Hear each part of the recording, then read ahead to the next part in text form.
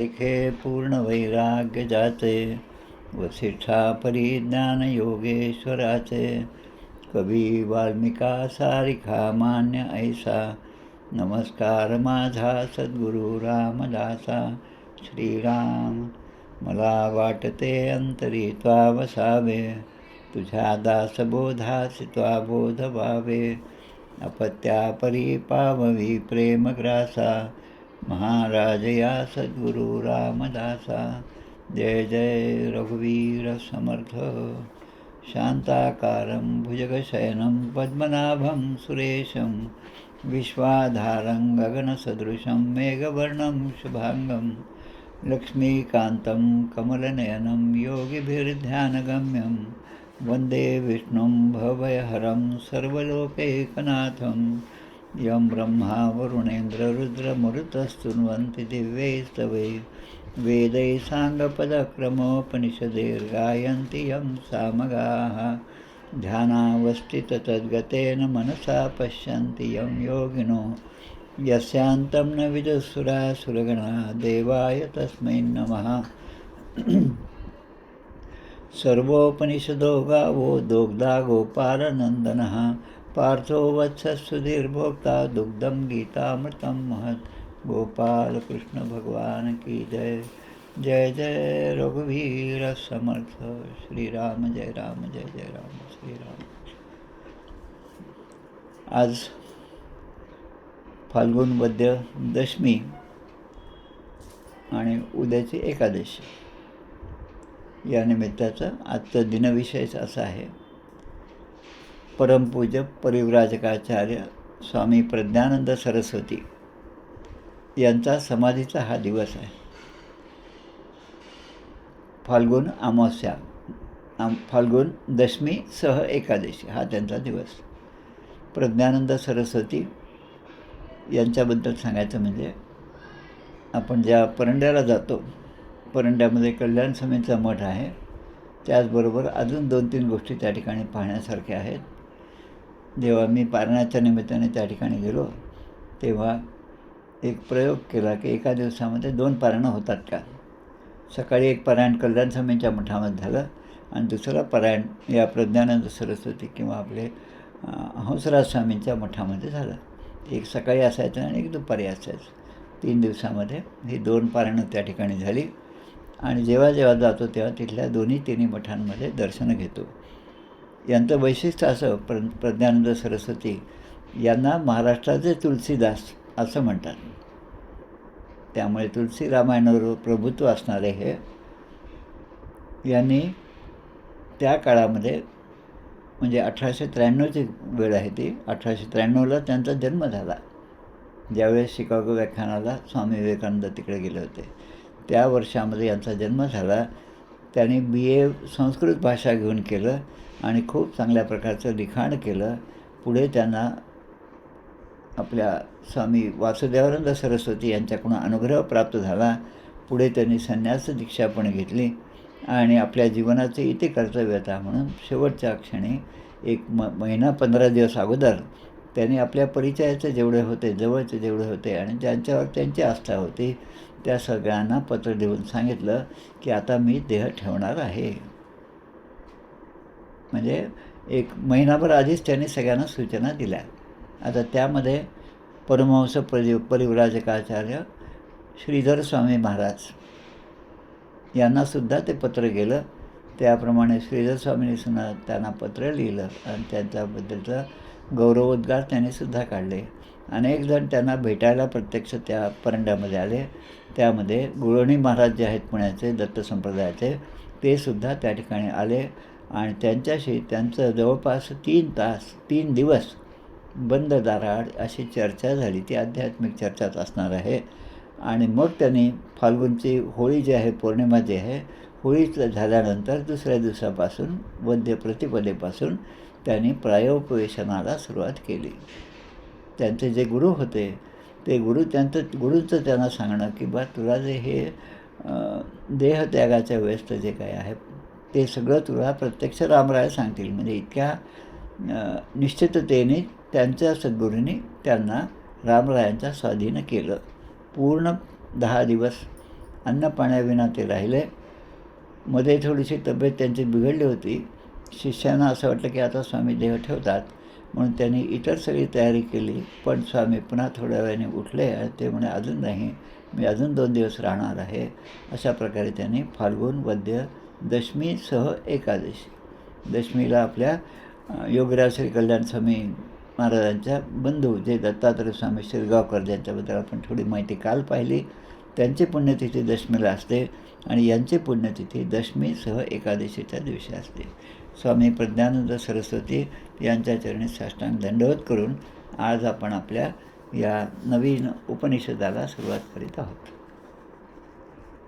आत्तापर्यंत 2 उपनिषदांचा विचार आपण केला.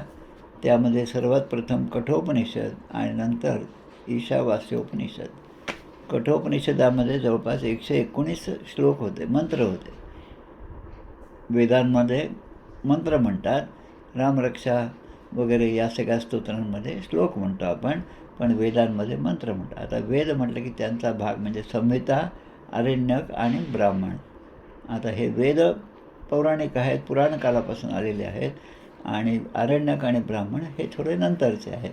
या मांडुक्य उपनिषदाचं वैशिष्ट्य काय, तर या ठिकाणी आपल्याला सगळ्यात महत्त्वाचं म्हणजे मागे मी सांगितल्याप्रमाणे या उपनिषदांच्या मंत्रांचा अर्थ समजून घेताना अनेक वेळेस आपल्याला गीतेच्या श्लोकांचा अर्थ संदर्भासाठी घ्यावा लागतो. सांख्ययोग गीतेमधला 2रा अध्याय, त्यामध्ये एक श्लोक येतो, या निशा सर्वभूतानां तस्यां जागृती संयमी यस्यां जागृती भूतानी सा निशा पश्यतो मुनेः. म्हणजे सर्वसाधारण माणूस, जीव आणि मुनी यांच्यामधला हा फरक दिलेला आहे. या निशा सर्वभूतानां, ज्यावेळेस सगळ्या भूतमात्र, सगळी माणसं, सर्व भूतास्यां जागृती संयमी आणि यस्यां जागृती भूतानी, जेव्हा सगळे भूतमात्र जागा असतात, सा निशा पश्यतो मुनेः. आता सर्वसाधारण माणूस कोणत्या ठिकाणी जागृत असतो, तो प्रपंचामध्ये जागृत असतो. जागृत असणं म्हणजे सारखा आपल्या स्वतःचा विचार करणं, स्वार्थाचा विचार करणं, मला किती मिळेल, कसं मिळेल आणि कोणाकडून मी किती ओरबाडून घेऊ, या सगळ्या विचारामध्ये दिवसभर माणूस कष्ट करीत असतो आणि त्या कष्टामध्येच केव्हा तो सोडून जातो हे सुद्धा त्याचं त्याला समजत नाही. पण जे मुनी आहेत, जे सगळे संयमी आहेत, ते मात्र अखंड भगवंताच्या ध्यानामध्ये, नामामध्ये असल्यामुळे अखंड ते जागृत असतात. या निशा सर्वभूतानां तस्यां जागृती संयमी. आणि मग जसं आपण रात्रीच्या वेळेस झोपतो तसं ते म्हणतात, दिवसा हे सगळे प्रपंचाकडे सगळे ओढ लागलेले असल्यामुळे प्रपंचाच्या आकर्षणाने हे जागे असतात, पण आपण मात्र 24 तास भगवंताच्या नामामध्ये जागृत असतो. म्हणजे प्रत्येक ठिकाणी त्याचंच अस्तित्व आपण पाहत असतो. अजून एक श्लोक आहे, तस्माद्यस्य महाबाहो निगृहीतानि सर्वशः इंद्रियाणि इंद्रियार्थेभ्यस्तस्य प्रज्ञा प्रतिष्ठिता. कोणाची प्रज्ञा प्रतिष्ठिता म्हणजे या ठिकाणी 2ऱ्या अध्यायामध्ये जे विचारलेलं आहे, स्थितप्रज्ञस्य का भाषा समाधिस्थ केशवः. अर्जुनाने विचार, स्थितप्रज्ञाची भाषा काय, तो कसा वागतो, कसा बोलतो हे सांगा. त्यावर हे सांगितले, तस्य प्रज्ञा प्रतिष्ठिता. आता प्रज्ञा म्हणजे बुद्धीचा एक वेगळा स्तर आहे, उच्च असा स्तर आहे. आणि आज आपण अनायास प्रज्ञानंद सरस्वती यांच्या चरित्राचा अगदी थोडासा भाग घाईघाईत का असं आपण पाहिला. त्याचा उद्देश एवढाच की या पुण्यतिथीच्या दिवशी, जन्माच्या दिवशी त्या ठिकाणी आपण जावं, दर्शन घ्यावं.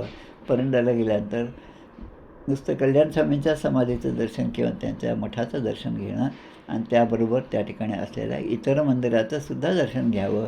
त्या मंदिरामध्ये घडलेला इतिहास जो आहे तो सुद्धा जाणून घ्यावा. आता या उपनिषदामध्ये किंवा सर्वच उपनिषदामध्ये सुरुवातीला जे आहे तो आपण शांतिपाठ म्हणत असतो. प्रत्येक उपनिषदाचा शांतिपाठ हा वेगवेगळा असतो. काही उपनिषदाचा शांतिपाठ सारखेच असतात. आपण कठोपनिषद पहिल्यांदा पाहिलं, त्याचा शांतिपाठ आपण पाहिला, ओम सहनावतु सहनौ भुनक्तु सह वीर्यं करवावहै तेजस्विनावधीतमस्तु मा विद्विषावहै. त्यानंतर ईशावास्य उपनिषद आपण पाहिलं आत्ताच. त्यामध्ये ओम पूर्णमद पूर्णमिदं पूर्णात् पूर्णमुदच्यते पूर्णस्य पूर्णमादाय पूर्णमेवावशिष्यते. आता हे जे उपनिषद आहे मांडुक्य उपनिषद, ओम भद्रम कर्णे शृणुयाम देवा, हा मंत्र आपल्याला जवळपास पाठच असतो. भद्रम कर्णे शृणुयाम देवा, भद्रम पश्येमाक्षे यजत्रः स्थिरैरङ्गैः स्तुष्टुवांसः स्तनूभिः वेशेम देव यदायुः. आता याच्यातला विषय काय आहे याचा आपण विचार करू. सुरुवातीला आपण अजून एक मला वाटतं एक श्लोक झालेला आहे आपला,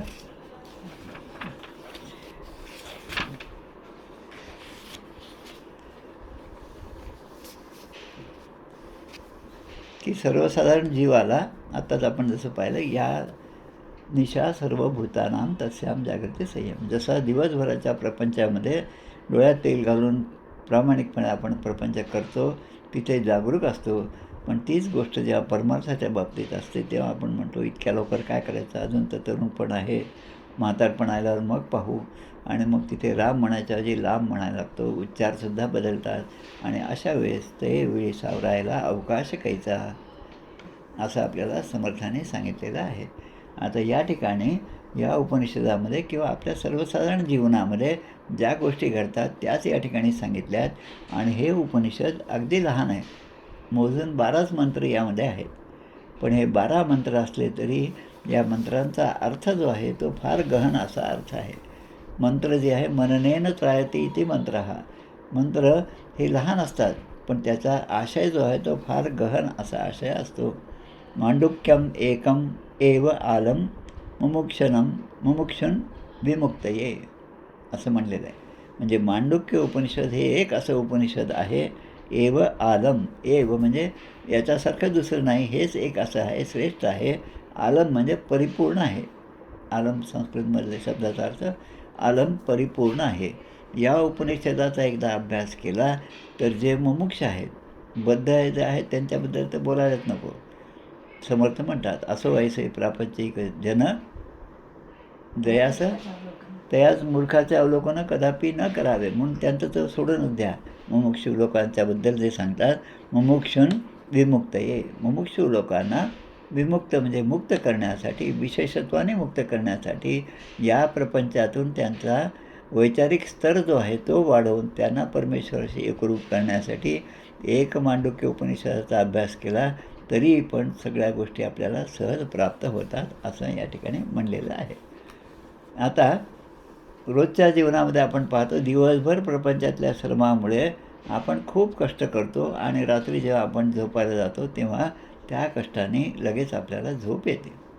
आता दिवसभरात जे व्यवहार आपले असतात ते प्रपंचातले व्यवहार आहेत, ते आपल्या स्वार्थाचे व्यवहार आहेत, ते आपल्या हिताचे आहेत.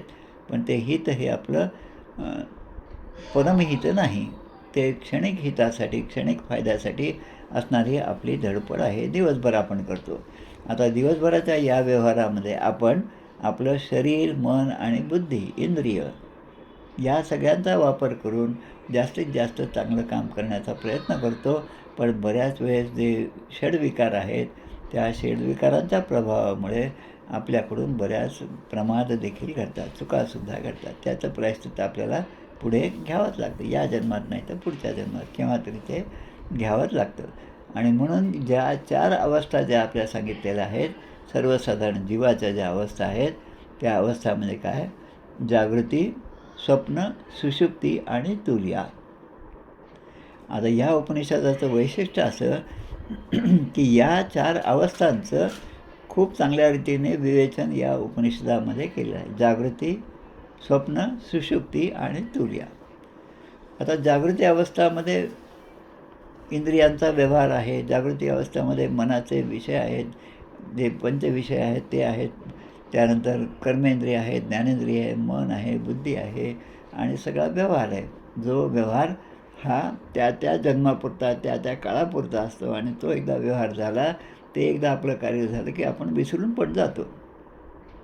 म्हणून समर्थ म्हणतात, आपले काज होय जवरी बहुसार नम्रता धरी, पुढीलांचे कार्य न करी तो एक मूर्ख. म्हणजे आपलं काम असताना खूप अर्धवृत्तीने आपण जेव्हा बोलतो, त्याच्यानंतर एकदा आपलं काम झालं की मग त्या गोष्टीकडे आपण पाहतसुद्धा नाही, त्याची दादसुद्धा देत नाही, त्यांच्याशी आपला काही संबंध नाही अशा प्रकारे आपण संसारात वागतो. आता ही गोष्ट जागृत अवस्थेमध्ये होते. आता असंच आपण जेव्हा रात्री झोपायला जातो तेव्हा काय होतं, जागृती अवस्थेमध्ये जसं इंद्रियाने आहे, पाहणं आहे, ऐकणं आहे, बोलणं आहे, चालणं आहे, हे सगळ्या गोष्टी दिवसा होतात. पण जेव्हा आपण झोपतो तेव्हा जागृत अवस्थेमधले आपले सगळे व्यवहार आता थांबलेले असतात. इंद्रियांची हालचाल थांबलेली आहे, मनातले विचारसुद्धा थोडे संथ झालेले आहेत. जेव्हा आपल्याला आपण झोपतो आणि नंतर झोप लागते, यामधला जो काळ आहे तो लक्षात घ्या. त्यावेळेस आपल्याला काही काही गोष्टींचं स्मरण राहतं आणि काही काही गोष्टी विस्मरण होतं. घरामध्ये कोणीतरी आहे, काहीतरी वाजलं, आपल्याला अजून झोप लागली नाही, तर तो आवाज आल्याबरोबर आपलं लक्ष तिकडे जातं. अरे कोण आलं, मुलगा आला का, सुनबाई आले का, नातू आला का, हे सगळं मनामध्ये घेत घेत आपण झोपतो. जागृती नंतर स्वप्न. आता स्वप्न अवस्थेमध्ये काय असतं, की स्वप्नामध्ये इंद्रियांचे व्यवहार थांबलेले असतात, पण तरी पण आपल्या मनाने आत्तापर्यंत ज्या गोष्टी ग्रहण केल्या, ज्याबद्दल आपण विचार करीत होतो, त्याच गोष्टींचं आपल्याला मनामध्ये ते संकल्प विकल्प सुरू असतात आणि ते सगळं दृश्य दिसतं आपल्याला. आता डोळे बंद असल्यामुळे लौकिकातलं दृश्य दिसत नाही, पण आपण झोपल्यानंतर आपल्या मनाने आपण एक वेगळी सृष्टी निर्माण करतो. आता ही जी सृष्टी निर्माण केली त्यामध्ये आपण आपला काहीतरी त्यामध्ये सहभाग, आपला एखादा रोल असतो, त्याप्रमाणे आपण वागतो. म्हणजे स्वप्नामध्ये मग मला असं वाटलं की मी एकदम राजा झालो आणि मग माझी प्रजा आहे, लोक माझी सेवा करत आहेत, हे सगळं स्वप्नामध्ये आपण पाहतो. त्याला आपण स्वप्नरंजन असं म्हणतो. आता दिवसासुद्धा रंजन आहे आणि स्वप्नामध्ये सुद्धा रंजन आहे. दिवसातल्या रंजनामध्ये सगळं पंचविषय आहेत, कर्मेंद्रिय आहेत, ज्ञानेंद्रिय आहे, मन आहे, बुद्धी यांचे व्यवहार सगळे आहे. पण आता स्वप्नामध्ये आपणच सृष्टी निर्माण केल्यामुळे आणि ती आपणच केलेली असल्यामुळे त्यामधलं सुखदुःख जे आहे ते सुद्धा आपल्याच वाट्याला येतं. स्वप्नामध्ये काही गोष्टी दिसल्या आणि त्याची भीतीसुद्धा वाटते. आता ती भीती स्वप्नामध्ये वाटली ती खोटी आहे, हे सगळं खरं आहे, पण तरी पण त्याचा परिणाम जागा झाल्यावर थोडा काळ तरी बरोबर होत असतो. पण ते स्वप्न जे आहे ते गाढ स्वप्न आहे. त्या स्वप्नामध्ये आपण जे पाहतो त्यावर विश्वास आपण ठेवू नये. ठेवावा केव्हा आणि ठेवू नये केव्हा, हे सुद्धा संतांच्या चरित्रावरून लक्षात येतं. आताच आपण शांतीब्रह्म एकनाथ महाराजांची पुण्यतिथी आपण साजरी केली फाल्गुन वद्य षष्टीला, नाथषष्ठी. महाराजांना त्या काळामध्ये ज्ञानेश्वर महाराजांनी स्वप्नामध्ये दर्शन दिलं. काय दर्शन दिलं आणि काय सांगितलं, त्या अजान वृक्षाच्या मुळी आहेत त्या मला माझ्या गळ्यापर्यंत त्या वाढलेल्या आहेत, त्या मला स्पर्श करत आहेत आणि त्याचा त्रास होतो, असं दर्शन दिलं. आणि मग त्यावेळेस आणि जी ज्ञानेश्वरी आहे मुळामध्ये मी लिहिलेली, ती अशुद्ध रूपामध्ये आहे, तिचं शुद्धीकरण जे आहे ते करायचं काम तुम्हाला करायचं आहे. आताच आपण जसं म्हटलं की स्वप्नातल्या गोष्टीवर जास्त विश्वास ठेवू नये, पण या ठिकाणी विश्वास ठेवावा, कारण ते प्रत्यक्ष माऊलीने आपल्याला सांगितलेलं आहे. ज्ञानेश्वर महाराजांच्या या ज्ञानेश्वरीचं काय म्हणतं, शुद्ध स्वरूपामध्ये ती ज्ञानेश्वरी आपल्याला जी दिली ती या एकनाथ महाराजांमुळे प्राप्त झालेली आहे. म्हणजे आता एकीकडे जागृती अवस्था ती पाहिली आपण, मग सुषुप्ती अवस्था पाहिली, स्वप्नावस्था पाहिली. आता सुषुप्ती. आता सुषुप्ती हा तिसरी अवस्था आहे. आता या तिसऱ्या अवस्थेमध्ये जसं पहिला आपण पाहिलं जागृती अवस्था, त्याला वैश्वानर म्हणतात. म्हणजे ही सामान्य अवस्था आहे. त्यामध्ये आपली जी चेतना म्हणजे आपला जो आत्मा आहे तो बाहेरच्या बाहेर म्हणजे बहिर्मुख असतो आणि त्यामुळे बाहेरचं ज्ञान तो ग्रहण करीत असतो. मग ते गरम असो, ते थंड असो, ते आनंदाचं असो, ते चांगलं दृश्य असतो, ते वाईट दृश्य असतो, ते सुख असो, दुःख असो, हे सगळं वैश्वानर रूपाने सामान्य अवस्था आहे. आता तेजस म्हणून दुसरी अवस्था आहे, ज्यामध्ये स्वप्न म्हणजे आता इंद्रिय आणि चेतना हे तर आहेतच, पण आता मनाने आपण त्यामध्ये विचार करत असतो स्वप्नामध्ये आणि मनाने केल्यामुळे आपण त्यामध्ये गुंतून राहतो. तिथलं जे सौख्य असेल तर त्याचा आनंद आहे, दुःख असेल तर त्याचं दुःखसुद्धा आहे. आता तिसरी जी अवस्था आहे तिला म्हणायचं सुषुप्ती. आता ही सुषुप्ती म्हणजे गाढ निद्रा, आपल्यासाठी सोप्या दृष्टीने लक्षात ठेवायचं. सुषुप्ती म्हणजे गाढ निद्रा. आता याचं उदाहरण कसं असतं, रेल्वेमध्ये आपण जात आहोत, खूप गर्दी आहे, कसं तरी आपण आतमध्ये घुसण्याचा प्रयत्न करतो, कोणाच तरी धक्काबुक्की काहीतरी होऊन आपण आतमध्ये जातो. एका जागेवर बसतो, पण त्या जागेवर बसल्यानंतर तिथेच दुसरा माणूस म्हणतो नाही ही माझी जागा आहे, मग दोघांचं भांडण होतं. हे सगळं जागृतीमध्ये होतं. आता जेव्हा रात्रीचा काळ असतो तेव्हा दोघांनाही झोप यायला लागते. तेव्हा ती झोप आल्यावर मग या म्हणजे झोपेमध्ये एखाद्या स्वप्नही पाहतो, सुषुप्तीमध्ये पण जाऊ शकतो, गाढ निद्रा पण असू शकते. पण दिवसा ज्यांच्याशी भांडण झालं त्याच्याच खांद्यावर डोकं ठेवून हा पण झोपतो. आता त्याला वाटत नाही हा माझ्याशी भांडत होता आणि यालाही समजत नाही आपण त्याच्याशी भांडलो होतो, कारण त्या अवस्थेमध्ये दिवसाचे व्यवहार हे सगळे विसरलेले असतात. मग ते दोघंही शांतपणे त्या ठिकाणी झोपतात आणि मग ती सुषुप्ती अवस्था म्हणजे ती प्रज्ञा आहे. खरं म्हणजे बुद्धी आहे. बुद्धीचे हे 4 प्रकार आहे. प्रज्ञा आहे म्हणजे ज्याची प्रज्ञा स्थिरावली, आपल्या इंद्रिय जिंकली ज्याने त्याची प्रज्ञा स्थिरावली. कोण म्हणतं? हे आपले विनोबा भावे. आता हे प्रायोपवेशन आपण आत्ताच पाहिलं प्रज्ञानंद सरस्वतीने केलेलं, तसंच प्रायोपवेशन आपल्या विनोबा भावे यांनी सुद्धा केलेलं होतं. अगदी त्यांचा शेवटचा काळ जो आहे, आमचे काकाच त्या ठिकाणी डॉक्टर होते, त्यामुळे तो काळ मला आठवतो त्या ठिकाणचा. आता हे जे आहे पहिल्या 2 अवस्था जे आहेत, आता त्याचं दार बंद आहे किंवा सुषुप्ती अवस्थामध्ये प्रज्ञा जागृत झाली आहे आणि आता परब्रह्माबरोबर एकरूपतेची अवस्था आहे. त्या सुषुप्ती अवस्थेमध्ये मन आता आनंद विभोर झालेला आहे. फक्त आनंदाचा अनुभव घेत आहे.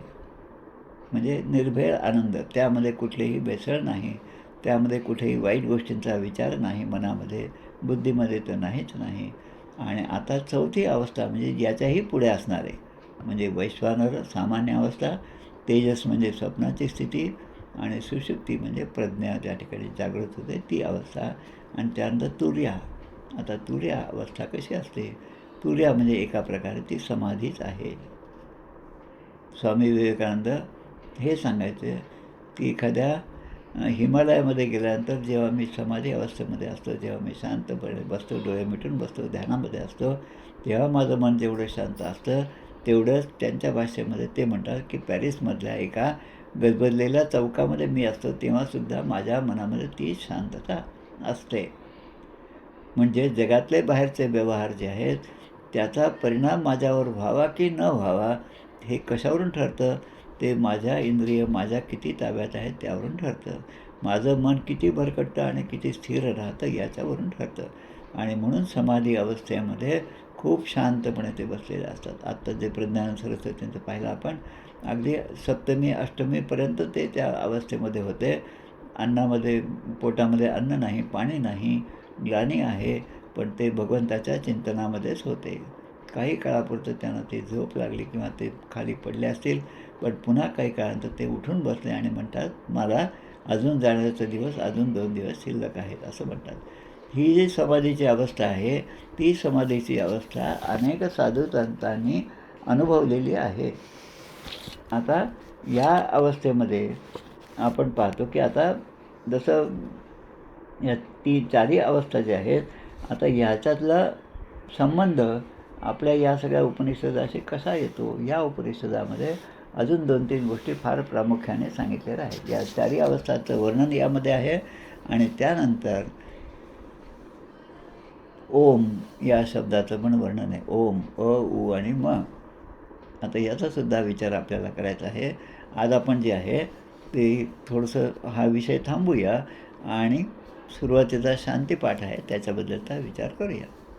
आता शांतीपाठ मी म्हणल्याप्रमाणे प्रत्येक उपनिषदाचा हा वेगवेगळा शांतीपाठ असतो. सुरुवातीला जसं आपण श्री गणेशाय नमः, ओम भद्रं कर्णेभिः शृणुयाम देवा भद्रं पश्येमाक्षभिर्यजत्राः स्थिरैरङ्गैः सुष्ठुवंशस्तनभिर्व्यसेम देवहितं यदायुः स्वस्ति न इंद्रो वृद्धश्रवाः स्वस्ति न पूषा विश्ववेदाः स्वस्ति नस्तारक्षो अरिष्टनेमिः स्वस्ति नो बृहस्पतिर्दधातु. ओम शांती शांती शांती. आता हा जो शांतीपाठाचा मंत्र आहे तो ऋग्वेदामध्ये सुद्धा आहे आणि यजुर्वेदामध्ये सुद्धा आहे. दोन्ही ठिकाणी वेगवेगळ्या अध्यायामध्ये हे दोन्ही मंत्र येतात. जसा आहे तसाच त्यातून हा घेतलेला शांतीपाठाचा मंत्र या मांडुक्य उपनिषदासाठी आहे. आपण जेव्हा चतुर्थीला गणपती अथर्वशीर्ष म्हणतो त्यावेळेसुद्धा आपण हाच उच्चार करतो, ओम भद्रं कर्णेभिः शृणुयाम देवाः. आता शांतीपाठ का म्हणायचा? कारण हे उपनिषद याचा आपण सुरुवातीला कठोपनिषद त्यावेळेस तो अर्थ पाहिला. उपनिषद म्हणजे आपल्या सद्गुरूंच्या जनी जाणता पाय त्याचे धरावे. सद्गुरूंची एकदा निश्चिती झाली, सद्गुरूंच्या ठायी जाण्याची ओढ निर्माण झाली आणि मनापासून आपल्याला त्यांचा सत्संग लाभावा अशी तळमळ जेव्हा निर्माण होते तेव्हा आपण सद्गुरूंच्या भेटीसाठी जातो. आता तिथे गेल्यानंतर आपण कसं वागावं हे सगळं सांगणारे अनेक ग्रंथ आहेत. तिथे गेल्यानंतर आपण त्यांच्या चरणाशी बसलं पाहिजे. त्यांच्या चरणाशी बसून सद्गुरू आणि सत्शिष्य, आता तिथे आपला व्यवहार सांगायचा नाही, आपल्याबद्दल काही सांगायचं नाही. फक्त काही ग्रंथामध्ये असं दिलेलं आहे की आपले सद्गुरू हे त्यांच्या अनुसंधानामध्ये असतात.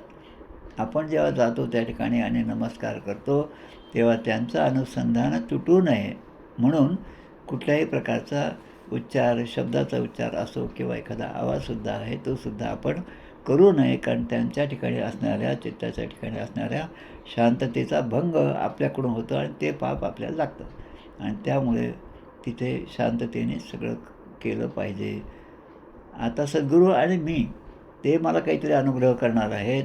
त्यांना माझं अंतरंग कसं आहे ते समजतं, ते सगळं जाणून असतात म्हणून ते मला ते उपदेश करतात. आता हा जे उपदेश जो आहे तो या उपनिषदाचं, उप म्हणजे त्यांच्या जवळ जाऊन, निषद म्हणजे त्यांच्या ठिकाणी जाऊन बसणं आणि ते म्हणतील ते सगळं ऐकणं, तो उपदेश ग्रहण करणं, त्यावर मनन चिंतन करणं, त्याप्रमाणे वागणं हे त्यांचा शिष्य म्हणून माझं आद्य कर्तव्य आहे. आता हे सद्गुरू आणि हे सत्शिष्य या दोघांनी मिळून ही प्रार्थना केलेली आहे. ओम भद्रं कर्णेभिः शृणुयाम देवा. आता भद्र याचा अर्थ काय? भद्र म्हणजे कल्याण. आनो भद्रा कृण्वन्तो यजुर्वेदामध्ये शब्द आहे. पूर्वी भवास जर्नल नावाचं एक मासिक होतं, खूप छान असं मासिक होतं. फार काही किंमत नव्हती पण त्यावेळेस पैशाला खूप जास्त हे होती, त्यामुळे ते महागच वाटायचं. अगदी 8 आणे 12 आणे 1 रुपयापासून ते मी विकत घेतलेलं आहे भवास जर्नल. आणि त्यामध्ये हा मंत्र सुरुवातीलाच दिला, आनो भद्रा कृण्वन्तु, म्हणजे let noble thoughts come to us from all sides, असं ते इंग्रजीमध्ये सुद्धा त्याच्या खाली लिहिलेलं असायचं. याचा अर्थ काय? ज्या ज्या चांगल्या गोष्टी आहेत त्या गोष्टी माझ्याकडे सद्गुरूंच्या कृपेने आपोआप येवोत, म्हणजे त्यांचं स्मरण मला व्हावं, त्यांचं उच्चारण जे आहे ते माझ्या कानावर पडावं. ओम भद्रं कर्णेभिः शृणुयाम देवा. शृणुयाम म्हणजे मी जे जे ऐकेल ते असं असावं की जे माझ्यासाठी कल्याणकारी आहे. म्हणजे आमच्या कानाने आम्ही नेहमी शुभ, कल्याणकारी अशा वचनांचं श्रवण करावं. भद्रं पश्येमाक्षभिर यजत राहा, म्हणजे आता एकेका इंद्रियाचं दिलेलं आहे. भद्रं पश्येमाक्षभिर यजत राहा. आता डोळ्यांनी जे जे मला दिसतं आहे ते सुद्धा चांगलंच असलं पाहिजे. मग आता याच्यासाठी काय म्हटलं आपण? तत्श्रवणम तत्कीर्तनम आणि तत्चिंतनम. त्याच ब्रह्मवस्तूचं चिंतन, त्याचं श्रवण, त्याचंच मनन आणि त्यातच आपण निधिध्यास हा ठेवला पाहिजे. तर आपण त्या गुरूंचे सत्शिष्य होण्याच्या लायकीचे होऊ. आता जे श्रवण घडतं आपल्याकडे, साधारणतः प्रपंचामध्ये श्रवण घडतं, ते श्रवण कशा प्रकारचं असतं? जे प्रापंचिक माणसाशी गप्पा मारल्या, त्यांच्याबरोबर राहिलं, काही वेळेस आपण त्यांच्याबरोबर 1-2-4 दिवस घालवले की जो अशा पारमार्थिक वस्तूकडे ज्याचा जास्त ओढा आहे तो त्या प्रापंचिक माणसाच्या बरोबर जास्त वेळ घालवूसुद्धा शकत नाही.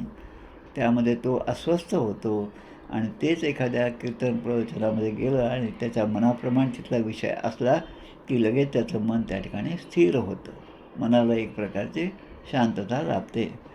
पण दुसरीकडे दुसऱ्यांच्याकडून कोणाची तरी तिसऱ्याची निंदा, त्यानंतर एखादं कोणीतरी अपशब्द बोलला असेल त्याबद्दलची चर्चा, असं जर माझ्या कानावर पडत असेल तर ते समर्थ आपल्याला सांगतात, नसे राम ते धाम सोडून द्यावे, सुखा लागे अरण्य सेवित जावे. म्हणजे माझ्या कानावर नेहमी चांगल्याच गोष्टी याव्यात. Let noble thoughts come to us from all sides. आता आपलं जीवन जे आहे ते यजन परायण हो. यजन याजन, पठन पाठन, म्हणजे जेव्हा ब्राह्मणाचं मुख्य कर्तव्य जे आहे यजन आणि याजन, पूजा करणं, पूजा करून घेणं, भगवंताच्या अनुसंधानामध्ये अखंड राहणं, हे जे माझ्यामध्ये आहे ते भगवंताची आराधना जी आहे त्याच्यामध्येच माझं मन अखंडपणे लागावं अशी प्रार्थना या ठिकाणी केलं. आता कानाने तर भद्रम कर्णेभी शृणुयाम देवा. आता कर्णेभी हा शब्द जो आहे तो खरा म्हणजे संस्कृत भाषेतला शब्द नाही. म्हणजे संस्कृत भाषेमध्ये तृतीया विभक्तीला कर्णेनं म्हणजे कानाने कर्णेनं. पण याला या काही वेदांच्या वाङ्मयामध्ये किंवा उपनिषदांमध्ये कर्णेभी हा शब्द वापरलेला आहे. नाही तर संस्कृतच्या ह्याच्यामध्ये असा शब्द नाही. आणि मग पुढे सांगतात की आता कानाचं झालं तर पुढचं सांगतात तर डोळ्यांनी मला जे पाहायचं ते चांगलंच मला दिसलं पाहिजे. त्यामुळे आपल्याला ते आठवत असतं, बुरा मत कहो कहो, बुरा मत सुनो आणि बुरा मत बोलो. लहानपणी खूप कौतुक वाटायचं. महात्मा गांधी त्यांचं ते 3 माकडं हेच डोळ्यापुढे दिसायचं. मग आता याचा अर्थ काय? बुरा मत कहो म्हणजे दुसऱ्याच्याबद्दल तर काही वाईटसुद्धा सांगू नका. काही वाईट असेल तर ते सुद्धा ऐकू नका. आणि समर्थ म्हणतात तसं, नसे राम ते धाम सोडून द्यावे. ज्या चर्चेमध्ये भगवंताचं स्मरण नाही, भगवंताच्या लीलांचं कथन नाही, ते श्रवण हे सगळं आपले वेळ वाया घालवण्यासारखं आहे. म्हणून तशा ठिकाणी राहू नये. आणि सत्संग जो आहे तो सत्संग सुसंगती सदा घडो, सृजन वाक्य कानी पडो, कलंकमतीचा झडो, विषय सर्वथा नावडो. हे सगळे ज्या रचना झालेल्या आहेत त्या अशा कुठल्या ना कुठल्या उपनिषद वेद वाङ्मयावर एखाद्या ग्रंथावर आधारितच त्या झालेल्या आहेत. आणि म्हणून अशा गोष्टी कानावर पडल्यानंतर सर्वसाधारणपणे माणसाचं मन तिकडे जास्त चांगल्या प्रकारे आकर्षित होतं. आता पुढे काय म्हणतात यामध्ये, पश्येमाक्षभिर यजत प्राहा.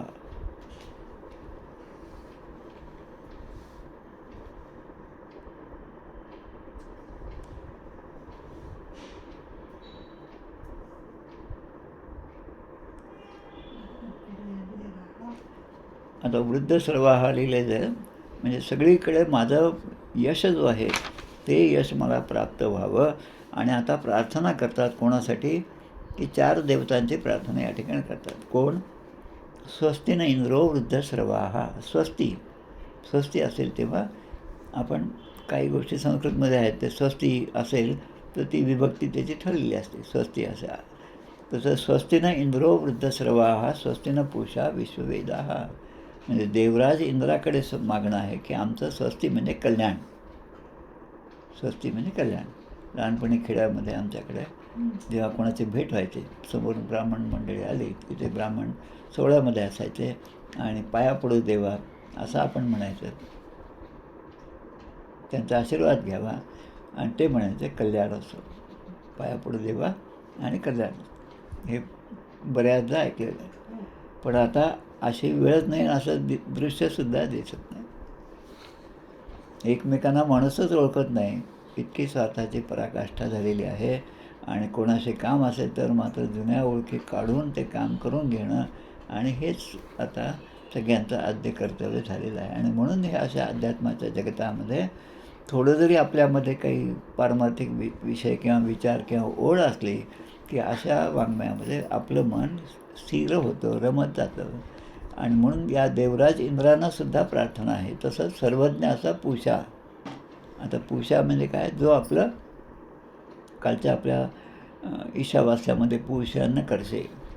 म्हणजे पूषा म्हणजे कोण? जो आपलं भरणपोषण करतो. तो भरणपोषण करणारे मुख्य देवता विष्णू आहे आणि दुसरी देवता म्हणजे पूषा.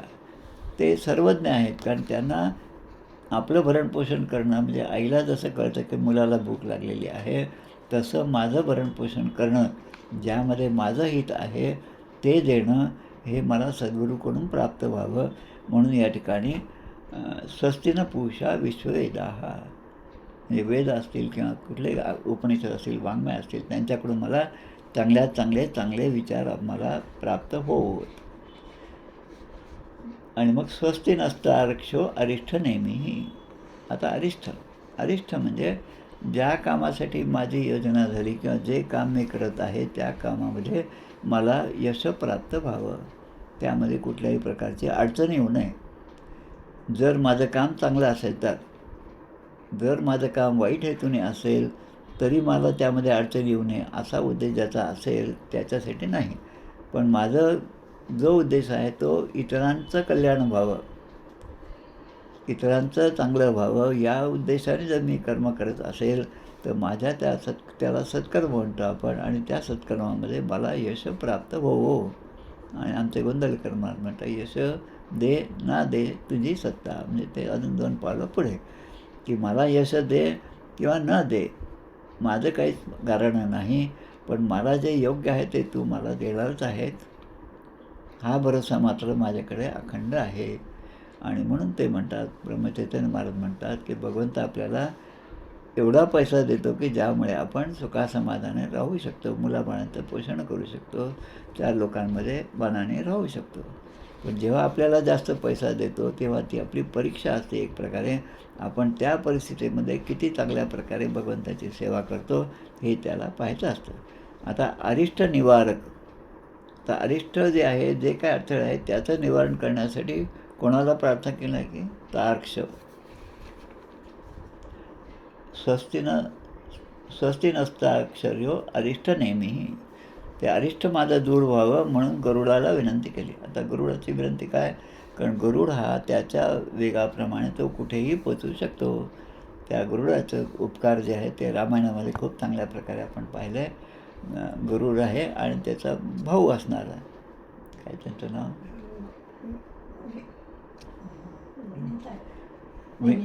विनितेचे हे दोन्ही पुत्र.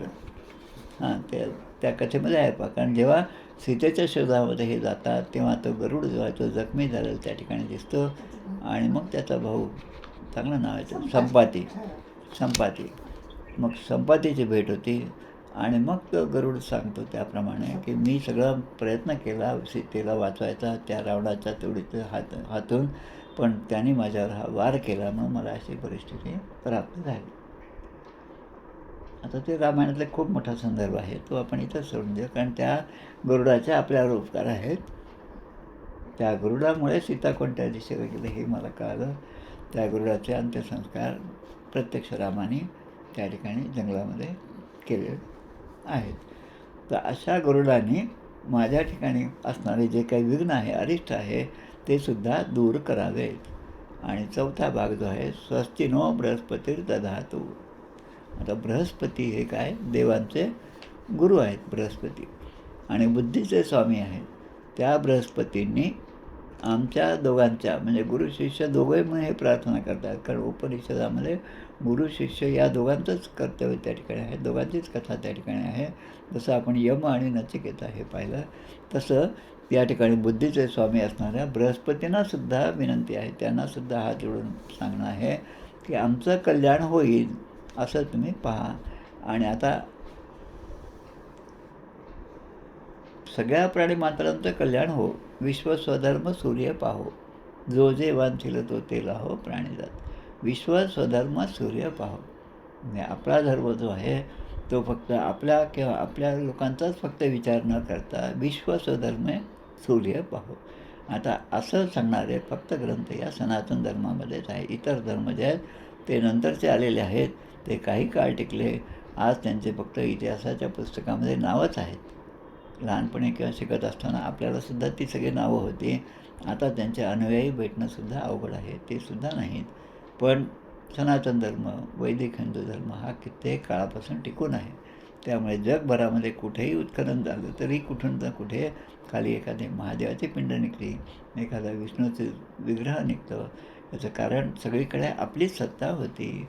आणि आता अशा भगवंताने या शांतीपाठामध्ये प्रार्थना केलेली आहे की आध्यात्मिक, आधिदैविक आणि आधिभौतिक हे जे त्रिविध ताप आहे त्या तापांपासून शांती आम्हाला प्राप्त व्हावी अशी विनंती या ठिकाणी केली. आता हा शांतीपाठ आहे या उपनिषदाचा, मांडूक्य उपनिषदाचा. आता पुढच्या ह्याच्यामध्ये आपण जे 10 मंत्र आहेत यातले ते 10 मंत्र आपण पाहूया. तसं हे फार लहान उपनिषद आहे, 10च मंत्र आहेत त्यामध्ये. आणि हेच पाहायचं आपल्याला, जागृती, स्वप्न, सुषुप्ती आणि तुर्या या 4ही अवस्थांचं वर्णन यामध्ये आहे. आणि त्यानंतर आत्म्याच्याबद्दल, कारण आत्मा या प्रत्येक ठिकाणी, कारण आत्मा, त्या आत्म्याच्याच मुळे हे सगळं चालू आहे व्यवहार. तो जागृतीतला असेल की स्वप्नातला असेल, तुर्यावस्थामधला असेल, तो सगळं त्या आत्म्यामुळेच आहे. तो आत्मा आहे, तो भगवंताचा अंश आहे, म्हणून सगळे व्यवहार सुरू आहेत. आणि म्हणून त्याची प्राप्ती साधकाला कशी व्हावी असा विचार या सगळ्या उपनिषदांमध्ये केलेला आहे. उपनिषदांचा विषय तसा पाहिला तर गहन आहे, पण आपण आधीच पडली धास्ती तरी मग कार्यभाग होय नास्ती, या कारणे समजती बुद्धी शोधावी. ते अवघडच आहे असं म्हणलं तर ते सुरुवातीला आपण म्हणलं तर ते अवघडच असणार आहे. पण असू दे अवघड, त्या भगवंताची शक्ती जर माझ्या मागे असेल तर त्या अवघड गोष्टीसुद्धा सहजपणे मी पार करून जाईल असा विश्वास आपल्या सद्गुरूंच्या कृपेने आपल्या मनामध्ये निर्माण व्हावा आणि त्या दृष्टीने सगळ्या उपासना व्हाव्यात अशी प्रार्थना करून आपण या ठिकाणी थांबूया. आज आपण फक्त शांतीपाठाचाच अर्थ पाहिला. आता उद्यापासून आपण एक एक मंत्र पुढच्या याचं आपण घेणार आहोत. गोपाल कृष्ण भगवान की जय. जय जय रघुवीर समर्थ. श्रीराम जय राम, जय जय राम. जय श्रीराम. जय श्रीराम. जय श्रीराम.